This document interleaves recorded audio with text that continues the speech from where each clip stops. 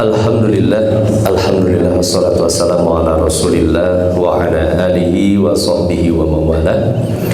Asyhadu an la ilaha illallah wahdahu la syarika lah wa asyhadu anna Muhammadan abduhu wa rasuluhu alladzi la nabiyya ba'da, amma ba'd.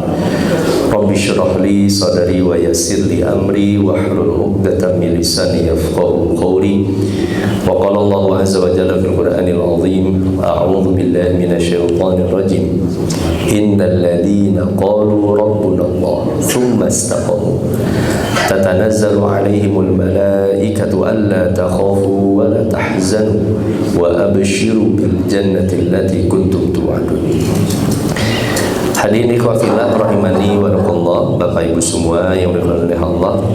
Pertama, saya ucapkan untuk semua hadirin taqabbalallahu minna wa minkum.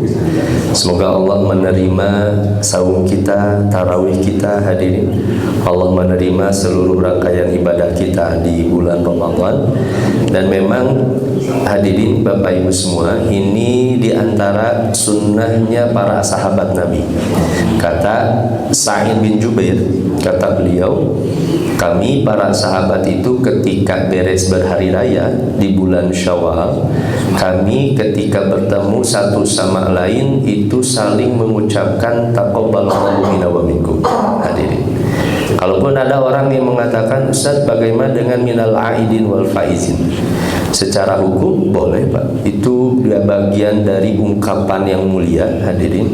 Hanya tentu kita harus pahami maknanya. Minal aidin wal faizin itu, aidin itu orang-orang yang berhari raya. Aid, hadirin. Faizin orang-orang yang berhasil. Jadi minal aidin wal faizin itu ya sebagian dari harapan kita, bukan hanya menjadi orang yang berhari raya, tapi orang-orang yang berhasil dalam ibadah. Itu pun mulia. Hanya ini mohon maaf, kelirunya beberapa saudara kita menganggap kadang minal aidin wal faizin itu artinya mohon maaf lahir dan batin, Pak. Ya, ini yang keliru. Apalagi kalau dilanjutkan rakyatnya makmur terjamin, Pak. Itu lagu hadirinnya, mohon maaf lahir dan batin. Selamat wahai para pemimpin. Bapak Ibu semuanya oleh Allah, di pertemuan kali ini sebagai pengantar, insyaallah semoga Allah istiqomahkan kembali kita semua. Pengantar pada bulan Syawal ini, kita bersama-sama menguatkan kembali hadirin ikhtiar kita mendekat kepada Allah, ikhtiar kita dalam bersujud taat kepada Allah. Lantas bagaimana kita bisa beristiqomah di bulan setelah Ramadan? Ini yang akan kita bahas. Ada beberapa langkah hadirin yang bisa kita lakukan, kata para ulama, supaya kita bisa menguatkan kembali ibadah kita di bulan Syawal. Dan terasa sekali, Pak, setelah bulan Ramadan itu memang magnet ibadah bulan Ramadan itu berbeda sekali dengan magnet ibadah di bulan-bulan yang lain. Apalagi selepas bulan Syawal berhari raya, kita kenyang dengan kupat dan opor, Pak. Aduh, Masya Allah, beratnya kembali untuk menguatkan kembali ibadah itu jadi tantangan kembali hadir di bulan Syawal. Nah, Bapak Ibu semuanya oleh Allah, pertama saya berikan catatan. Istiqomah itu hadirin memang secara bahasa itu adalah sesuatu yang lurus, ghairu i'wijaj, tidak berbelok, tidak bengkok, itu secara bahasa. Tapi dalam prakteknya bukan berarti istiqomah itu harus selalu stagnan seperti itu. Dulu di bulan Ramadan kita satu hari bisa 1 juz, di bulan Syawal harus 1 juz. Enggak gitu hadirin.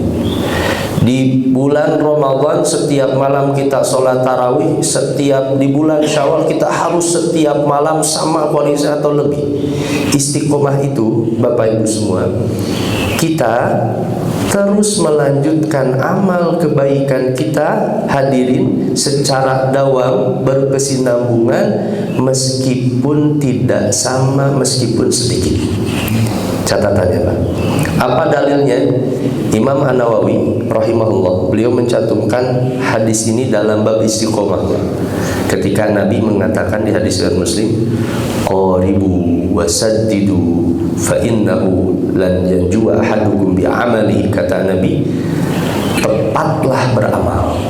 Yang penting dari amal kita itu, hadirin Bapak Ibu semua, benar dan ikhlas. Karena sebanyak apapun tanpa ada ketulusan dalam ibadah tidak akan diterima oleh Allah. Ini yang pertama, kata Nabi, saddidu, tepatlah beramal. Wa qaribu, dan dekatilah amal itu. Dekatilah amal itu maksudnya apa? Kalau kita hadirin tidak mampu seperti di bulan Ramadan, semangatnya 1 juz tidak apa-apa hadirin, meskipun hanya setengah juz di bulan Syawal. Kalau kita tidak mampu setengah juz tidak apa-apa hadirin, 1/4 juz saja di bulan Syawal. Kalau kita ternyata masih berat, cukup 1 lembar saja di bulan Syawal. Kalau kita tidak mampu, ya 1 halaman. Kalau tidak mampu setengah halaman. Kalau tidak mampu 1 ayat, masa ayat gak bisa. Hadirin, ikhtiarkan sekecil apapun amal kita, karena amal yang kecil itu justru yang paling dicintai oleh Allah. Inna ahabbal a'mal indallah adwamuha wa in qalla. Amal yang paling dicintai oleh Allah itu awal amal yang berkesinambungan meskipun sedikit. Ini yang harus kita lanjutkan hadirin. Ini catatannya.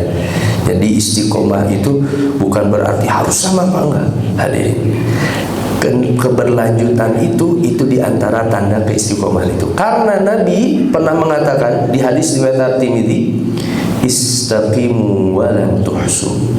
Istiqomahlah kalian meskipun sampai kapanpun kalian tidak akan mampu beristiqomah. Uniknya Nabi itu tahu sekali tabiat kita. Kata Nabi, istiqomahlah kalian meskipun kalian tidak akan mampu beristiqomah. Apa maksudnya hadis ini, Pak? Kata para ulama, bukan berarti jadi legal hadirin kita, oh berarti memang kita tidak akan mampu beristiqomah. Bukan itu, Pak. Tapi Nabi memberikan pesan kepada kita, satu waktu kita semangat ibadahnya pasti luntur. Itu, Pak. Satu waktu kita terganggu dengan aktivitas yang lain. Satu waktu kita tadi hadirin, yang biasa saum, ibadah lebih ringan, ternyata di bulan Syawal karena kenyang, ibadah jadi lebih berat lagi. Ada pasti satu waktu kita akan terhalang.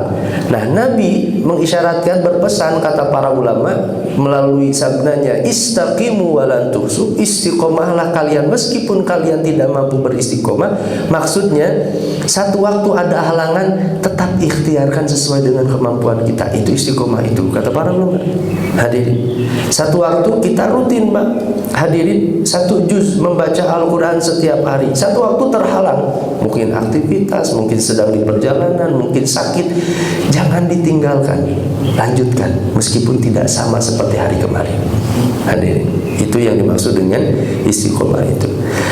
Bapak Ibu semua oleh Allah, nih Maurid Al-Ijli, beliau pernah mengatakan, Pak, ini bahagianya kita di bulan Syawal. Andaikan benar amal ibadah kita diterima, kata beliau, yarji'u hadzal yaum qaumun kama waladatuhum ummahatuhum.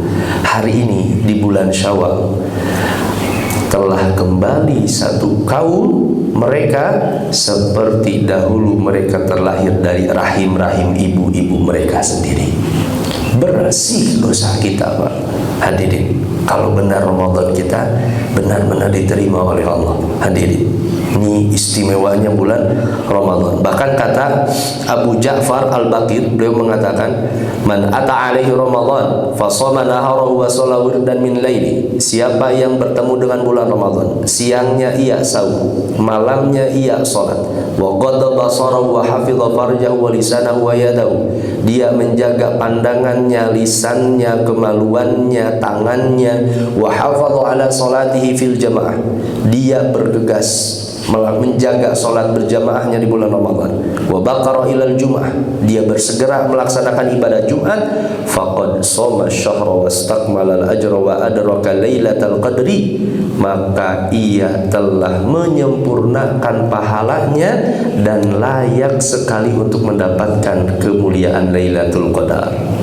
Jadi, kalau menurut beliau hadirin, Lailatul Qadar itu didapatkan bukan hanya orang yang menghidupkan malamnya, termasuk bahkan orang yang memperhatikan siangnya. Hadirin, jadi kesempurnaan Ramadan itu tentu berbeda hadirin. Orang yang benar-benar bersungguh-sungguh di siang malamnya hanya dengan malamnya.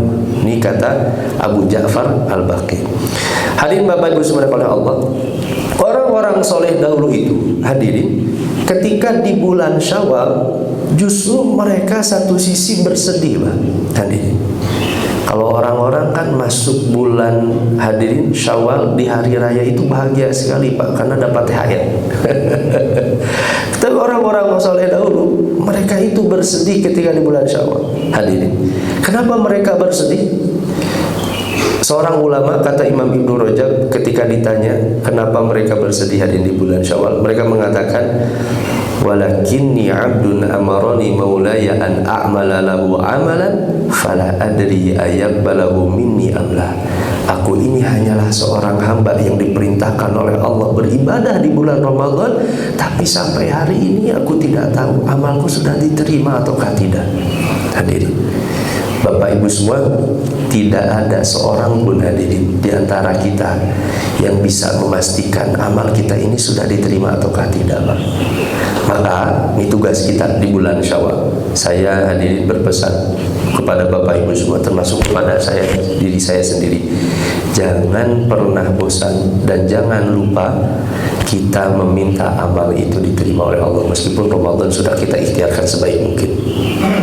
Beres sholat hadirin, minta kepada Allah, ya Allah, kemarin 1 bulan lamanya saum saya terima, ya Allah. Ya Allah, andaikan ada syirik kecil dalam hati saya, ampuni dosa saya, hilangkan ya Allah segala penyakit hati, terima amal ibadah saya, tarawih saya, tilawah saya. Minta kepada Allah agar amal-amal itu benar-benar diterima oleh Allah Subhanahu wa taala. Karena Bapak Ibu semua kepada Allah, penerimaan amal itu lebih penting daripada amal itu sendiri. Penerimaan amal itu. Makanya kata Fadlallah bin Ubaid, jangankan 30 hari kita tahu amal kita diterima oleh Allah, sebesar biji sawi saja itu cukup tanda bahwa Allah mengakui ketakwaan kita.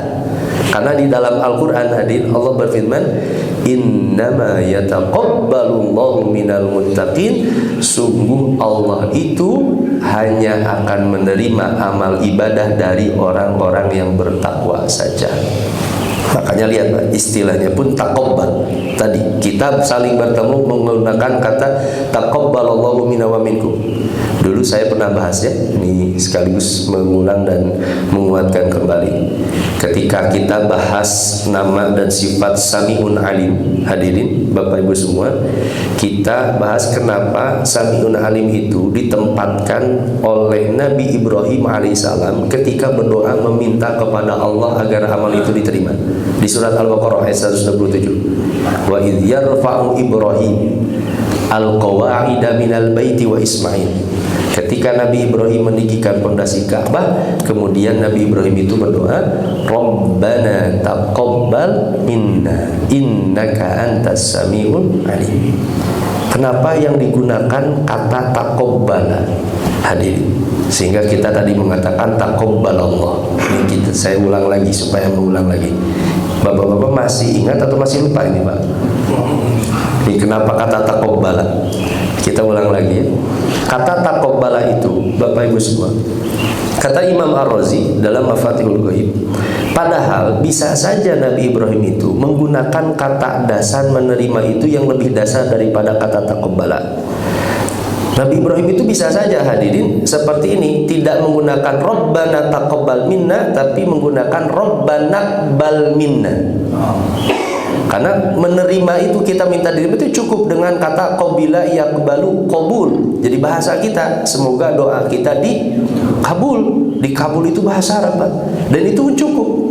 Kata qabul, bentuk kata perintahnya hadirin, memintanya itu cukup dengan iqbal, Rabbana qbal minna. Tapi kenapa yang yang digunakan oleh Nabi Ibrahim itu Rabbana taqabbal minna. Kata Imam Ar-Razi, kata taqabbala itu hadirin dalam bahasa Arab itu punya makna takalluf. Seolah-olah Nabi Ibrahim itu hadirin. Jadi ketika mengutarakan kata taqabbala itu menggambarkan hadirin, Nabi Ibrahim ketika berdoa memaksa memelas benar-benar kepada Allah. Jadi sungguh-sungguh, ya Allah terima amal ibadah saya.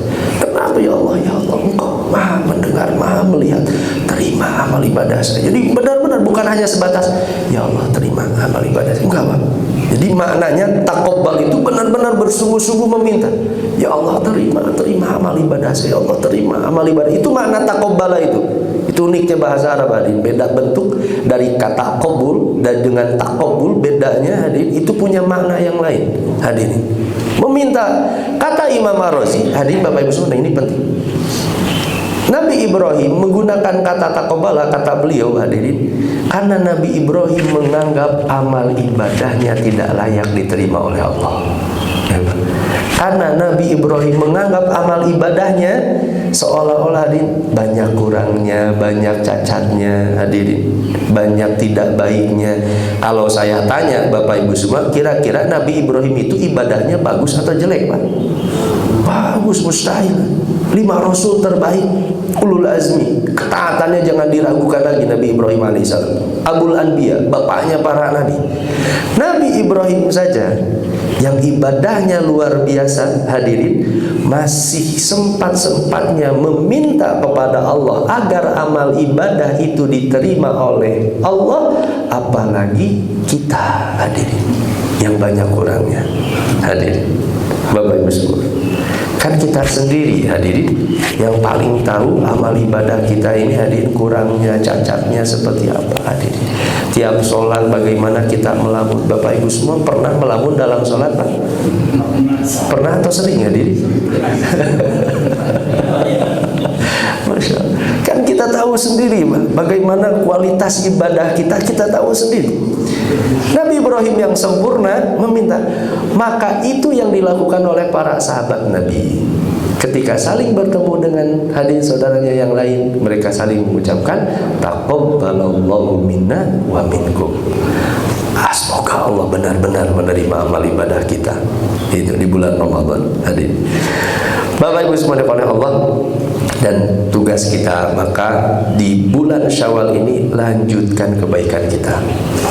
Subuh ini hadirin kita bermajlis kembali, berkumpul bersama lagi. Semoga ini tanda baiknya amal ibadah kita diterima, Pak hadirin. Karena kata Imam Ibnu Rajab Al-Hambali, tanda amal ibadah itu diterima oleh Allah Subhanahu wa taala ada kebaikan-kebaikan yang berkelanjutan. Kunu rabbani wala takunu ramadhani. Jadilah kita kaum rabbani, hamba-hamba yang dekat dengan Allah kapanpun, dimanapun, dengan siapapun. Janganlah kita menjadi kaum-kaum yang rajin hanya di bulan Ramadan saja, semangat di bulan Ramadan saja. Di dalam surat An-Nahl, Bapak Ibu semua oleh Allah, Allah berfirman, wala takunu kallati naqadat ghazlaha min ba'di quwwatin ankatha. Janganlah kalian seperti seorang perempuan yang memintal kain hadirin, setelah jadi pakaian itu indah kemudian ia rusak kembali pakaian itu. Ayat ini kata para ulama tafsir, nah Allah memberikan perumpamaan bagi orang yang sudah berikhtiar memperindah ibadahnya, bersungguh-sungguh dalam ibadahnya, kemudian dia rusak kembali. Jadi kalau kata Imam Ibnu Katsir, dulu hadirin di Mekah itu ada seorang perempuan gila, Pak, tidak waras. Kerjaannya setiap pagi menenun memintal kain, sudah bagus sore hari lepas lagi, besoknya kayak gitu lagi, Pak. Dia menenun lagi, sudah bagus jadi pakaian, dia rusak lagi. Kerjaannya seperti itu. Karena namanya juga perempuan gila, Pak. Memang gila.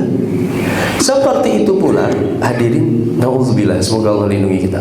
Allah menggambarkan orang-orang yang sudah memperindah ibadahnya di bulan Ramadan, kemudian ia rusak kembali ketika di bulan Syawal. Hadirin, wala takunu kallati naqadat ghazlaha min ba'di quwwatin ankatha. Hadirin Bapak Ibu semua oleh Allah.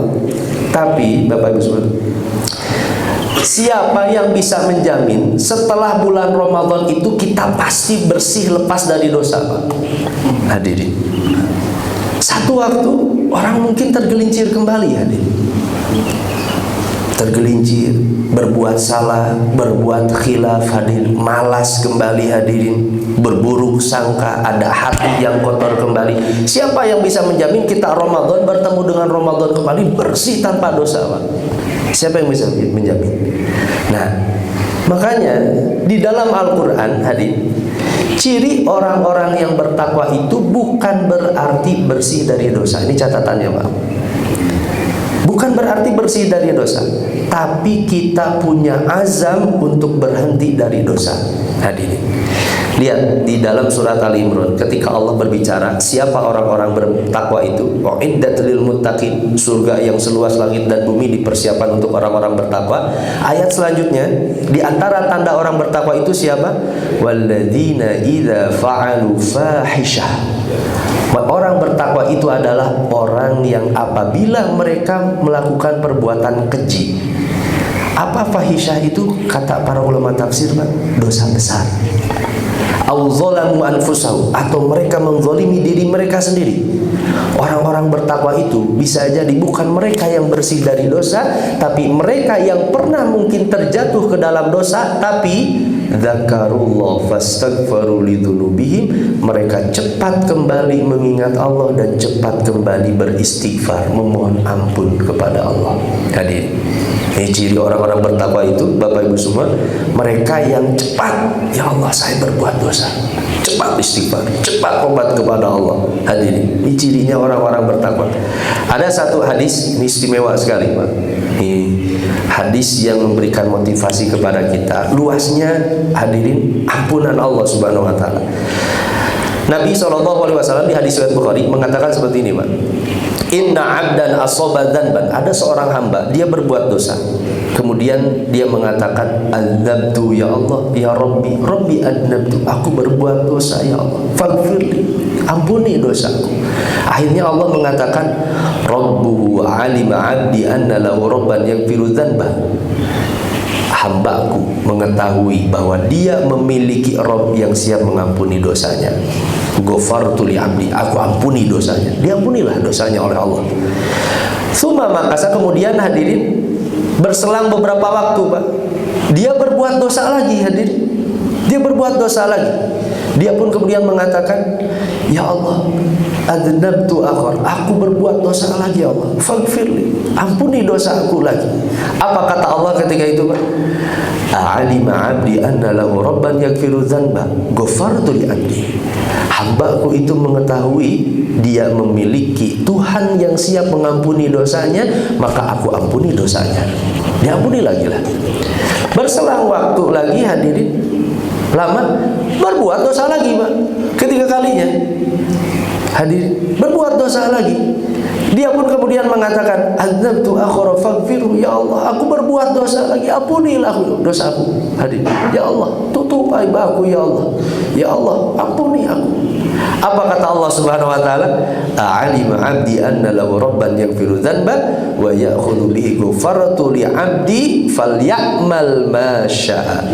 Kata Allah Subhanahu wa taala, dia mengetahui bahwa dia memiliki Allah Tuhan yang Maha Pengampun, maka aku ampuni lagi dosanya. Dan kemudian Allah perintahkan, silahkan berbuat sesuai dengan kehendakmu. Kata Allah Subhanahu wa taala, Pak. Kalau dalam riwayat lain itu, hadirin, Allah mengatakan, aku tidak peduli dia berbuat dosa sebanyak apapun, aku akan ampuni lagi. Kata Allah. Ini Bapak Ibu sekalian Allah, ini hati-hati, Pak, kata para ulama memahami hadis ini. Karena nanti bagi orang-orang awam akan menganggap, oh kalau gitu berarti tinggal berbuat dosa cepat istighfar, dosa istighfar, dosa istighfar. Kan itu keliru. Nah, kata para ulama, hadis ini bukan berarti melegalkan dosa, bukan. Tapi hadis ini titik utamanya, perhatian utamanya adalah Nabi ingin memberitahu kepada kita betapa luasnya ampunan Allah Subhanahu wa ta'ala. Itu hadir. Bukan berarti melegalkan dosanya, bukan hadir. Tapi Nabi ingin memberitahu betapa luasnya ampunan Allah Subhanahu wa ta'ala.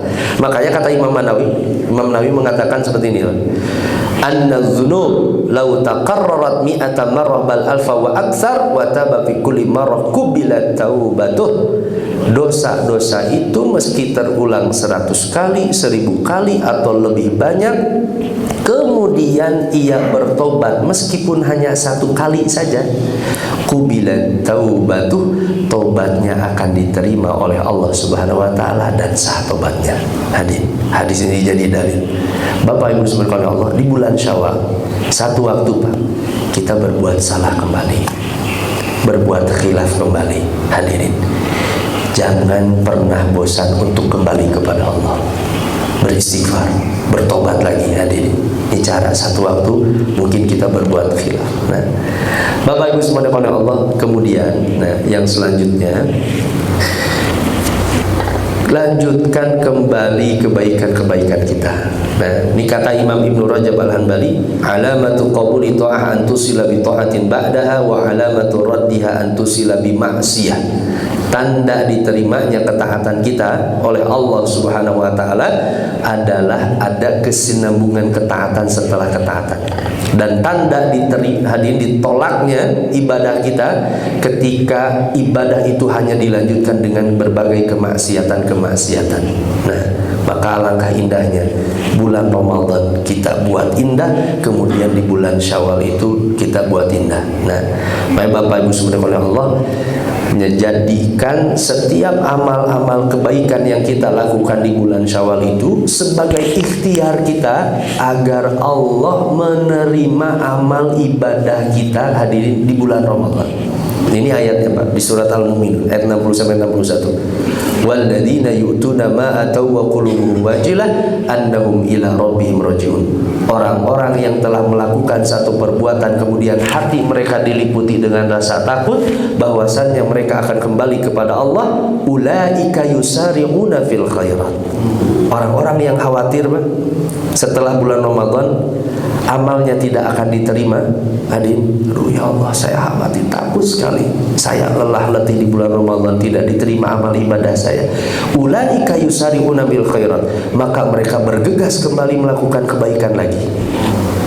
Nah, ini jadi dalil. Nabi kata hadirin ketika ditanya oleh Aisyah tentang ayat ini, kan Nabi mengatakan seperti itu.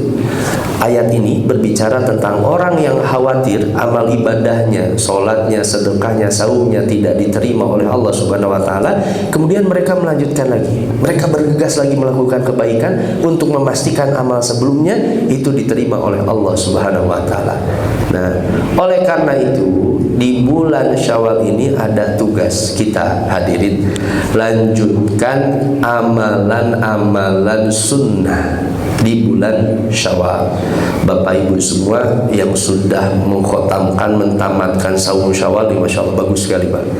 Tapi kalau yang terhalang kemarin silaturahim, halal bihalal, ngopor ngupat ya terhalang kemarin, dia ada beberapa hari lagi di hari saum Syawal hadirin. Apa fungsinya saum Syawal itu? Pertama hadirin, penyempurna amalan wajib. Hadirin, kan di dalam hadis riwayat Abu Daud, amalan-amalan sunnah itu nanti akan ditanya oleh Allah kepada para malaikat untuk menyempurnakan amalan wajib kita. Kalau ternyata bulan Ramadan itu ada kurangnya hadirin ya, maka disempurnakan itu dengan amalan sunnah. Ini yang pertama. Yang kedua, saum Syawal itu ibarat rawatibnya dalam sholat. Seperti halnya sholat barusan ada qobliyahnya Pak. zuhur kan, ada qobliyah, ada ba'diyahnya. Begitu pula bulan Ramadan ada qobliyah dan ba'diyahnya. Ramadan qobliyahnya saum Sya'ban, Nabi memperbanyak di saum di bulan Sya'ban. Ba'diyahnya yaitu saum Syawal. Ini ba'diyah dan qobliyahnya. Yang ketiga, di antara hikmah saum Syawal itu supaya Allah menyehatkan kita. Kadang setelah bulan hadirin Ramadan itu di bulan Syawal kan kadang makan itu gak terkontrol kan. Ada terasa sekali nikmat makan itu. Aduh, nggak bakso itu nikmatnya luar biasa Pak. Nah makanya di bulan Syawal itu dikontrol lagi hadirin supaya sehat lagi. Di antaranya dengan ikhtiar di bulan Syawal. Nah, Bapak Ibu semua oleh Allah. Kemudian ini yang terakhir, saya khawatir terlalu lama Bapak Ibu semua. Ada isyarat di satu ayat hadirin ketika Allah berfirman di ayat saum di Al-Baqarah ayat 183. Ketika Allah menutup ayat saum, Allah kan berfirman seperti ini Pak. Walitukmilul iddata.